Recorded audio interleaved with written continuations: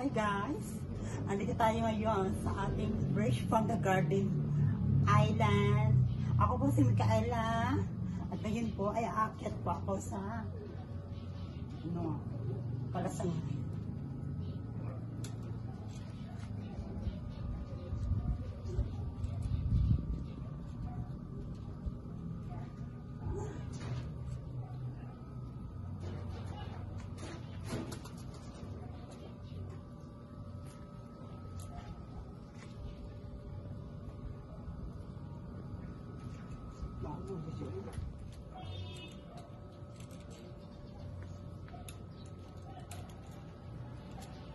Nga kayo ay wapakay ko.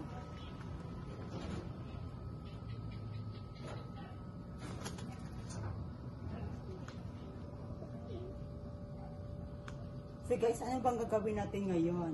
Ipapakita ko po sa inyo ang aming island, garden namin. Ang garden dyan.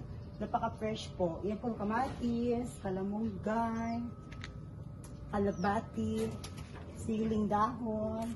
Lahat ng mga yan ay tinanim ko po. Kaya kami po ay hindi po kami bumibili ng mga gulay sa palengke. Dito na po kami kumukuha ng gulay. Dahil bukod sa hindi ka pa bibili, fresh from the garden pa talaga siya. Napaka-fresh po talaga niya. Napaka-virgin po.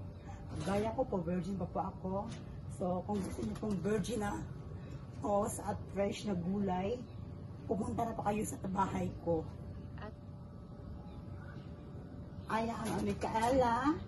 At nakikita nyo na yung aming bundok po.